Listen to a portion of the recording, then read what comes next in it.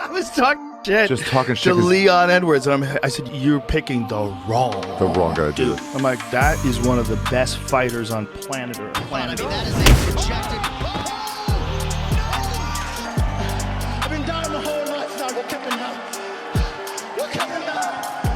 From a small town in Kingston, Jamaica, to the highest of highs in the world of mixed martial arts, Leon Edwards' story is nothing short of a real-life Rocky movie. Growing up in a violent environment, Edwards had to navigate through life-threatening situations from an early age until mixed martial arts came to his rescue and changed his life for the better. But how did a short-tempered teenager transform himself into one of the most disciplined MMA fighters of all time? Let's dive deeper into Leon Edwards' insane rise to find the answers. Leon Edwards was born in a small neighborhood in Kingston, Jamaica in 1991 and lived there for the first 9 years of his life with his parents and brother Fabian, who also happens to be an MMA fighter. Life wasn't easy for Edwards and his family, and gun violence was a norm around his residence, especially with Edwards' father being a key member of one of the local gangs. I was brought up in a wooden house with a zinc roof, and my dad was the leader of a gang in the area where I lived in.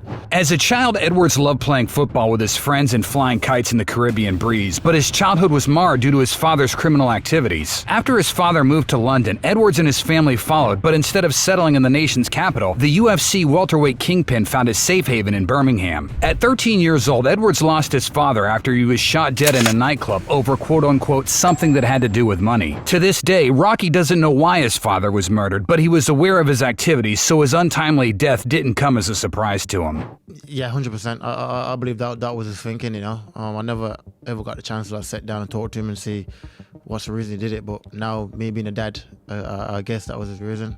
In school, Edwards was short-tempered and regularly engaged in fights with bullies since he was considered an outcast due to his Jamaican accent. There, he mingled with the wrong crowd and started engaging in criminal activities. He was even arrested multiple times for fighting and carrying weapons. Luckily, his mother always had his back, and to pull him out of the world of crime, she got him enrolled in a mixed martial arts gym at the age of 17, and the rest is history. 3 years after stepping foot inside an MMA gym, Edwards made his professional debut in 2011 and stopped his opponent within the first 2.5 minutes by technical knockout. Have a good round when you really don't remember where all of it went and how fast it went. Pavel landed some strikes from the bottom. What a first. In his third MMA fight, Edwards suffered his first loss by disqualification. Big left hand out there, and there's a left hand and there's a big knee.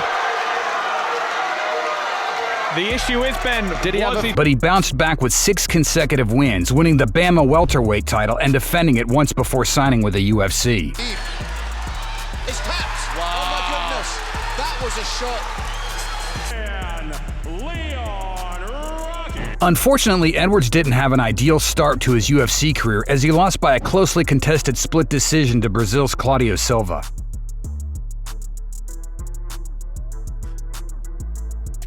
In the very next fight, Edwards bounced back in a big way by earning some of the fastest knockouts in UFC history when he dispatched Seth Baczynski in 8 seconds. In the blue, Seth Baczynski. He is in the white with red. Down straight away.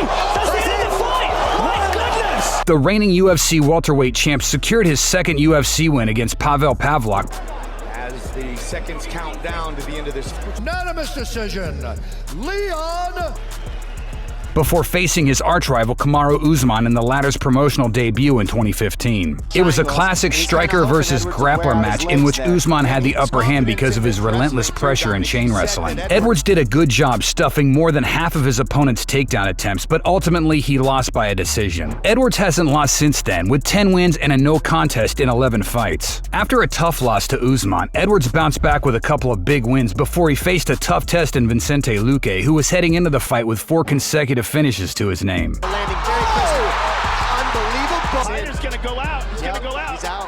Hands all over. The fight was competitive on the feet, with both fighters exchanging blows and doing damage, but Edwards' well-roundedness helped him mix his striking up with his wrestling and take a decision victory home. For the winner by unanimous decision. Edwards' next big fight came against the legendary Donald "Cowboy" Cerrone in 2018. At that point in time, Cerrone was probably the biggest name Edwards had fought. The fight was competitive with both fighters having their moments. During the first half of the fight, Edwards had the edge in the striking exchanges. Cerrone relied more on trying to take his opponent down, but to no avail. In the later rounds, however, Cowboy decided to stand and bang with Edwards, and his new strategy worked better, but it was too little too late, and Edwards won a closely contested unanimous decision. Leon's next two fights were just as tough as the one against Cerrone. At UFC London 2019, he faced Gunnar Nelson in the co-main event. The first round was back and forth, with Nelson taking Edwards down early, but the Brit took his back later in the round. In the second round, however, Edwards landed a crushing elbow that knocked his opponent down. The strike caused a big swelling under Nelson's eye, but he was somehow able to survive. In the latter part of the third round, Nelson secured a full mount after taking Edwards down, but the latter was saved by the bell and took home a split decision victory. After a hard-fought win against Nelson, Edwards fought UFC lightweight champion Rafael dos Anjos in his second UFC headliner in 2019. The fight was fairly one-sided as RDA failed to have any success with his grappling and was punished with brutal elbows for 5 rounds. That was Edwards' 8th consecutive win in the division. In 2020, after Khamzat Chimaev took the UFC by storm with his 3 wins in a little over 2 months, he was fast-tracked to a potential title eliminator against Edwards. But after 3 failed attempts to book a fight between the two, the UFC ultimately gave up and brought in Bilal Muhammad as a short-notice replacement to fight Edwards in March 2021. Edwards had a solid first round where he was able to neutralize his opponent's wrestling and outstrike him on the feet. Unfortunately, in the second round, the fight was called to a stop due to an accidental eye poke, and after Muhammad couldn't continue, the fight was ruled a no contest. Big spots against the sport's best. A few months later, at UFC 263 in June 2021, Edwards welcomed Nate Diaz back inside the octagon in a blockbuster main event. The fight was one-way traffic from start to finish, and Edwards' striking power proved to be a little too much for Diaz. But in the dying moments of the 5th and final round, Edwards had a major scare when Diaz connected with a big straight right hand that badly rattled Rocky. Jiu-jitsu and boxing.